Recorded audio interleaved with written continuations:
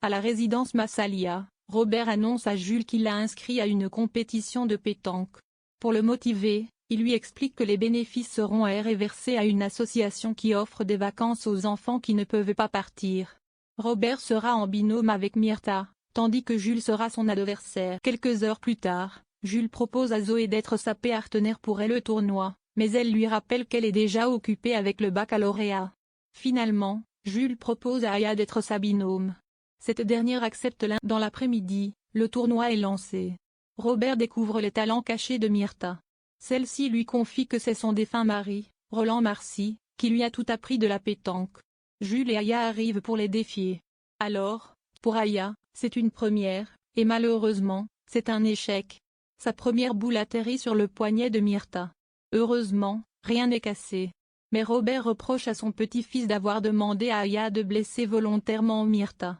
Il lui lance, c'est une Samuel, Inaki Lartigue, reste encore marqué par l'affaire Casteron, dans laquelle il a perdu sa mère et son beau-père. Depuis, il est devenu accro aux antidouleurs.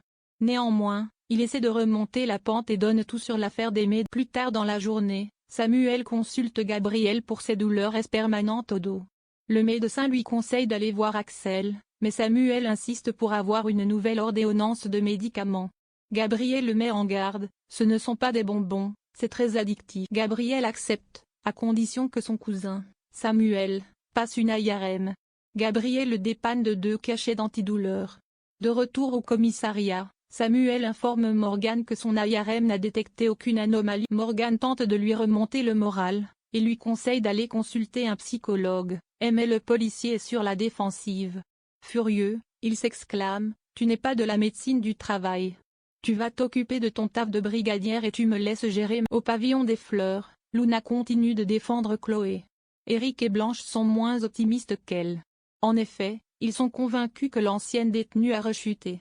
Alors, ont-ils raison de se méfier de Chloé? Luna partage à Idriss une information qui pourrait aider la police à retrouver Chloé. L'ex-petite amie de la jeune femme s'appelle Adrienne Otero.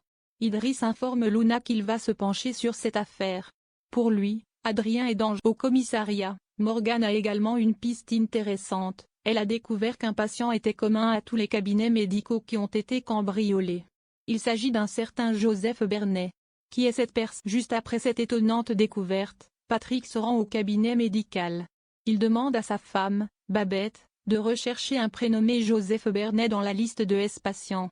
Babette découvre qu'il s'agit d'un jeune homme né en 1993. Une fois seule, Babette repense à sa séquestration. Mathieu remarque que Babette ne va pas bien, puis la prend dans ses bras. Il lui explique qu'elle est victime d'un stress post-traumatique.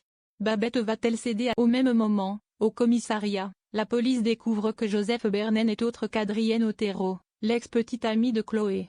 Une fois tous ces renseignements en poche, Samuel et Morgan se rendent au domicile. En voulant mettre les menottes au principal suspect, Samuel se coince le dos. Et heureusement, Morgan prend la relève. L'homme est placé en garde à vue. Est-il lié au vol des médicaments? Pour l'heure, le mystère reste en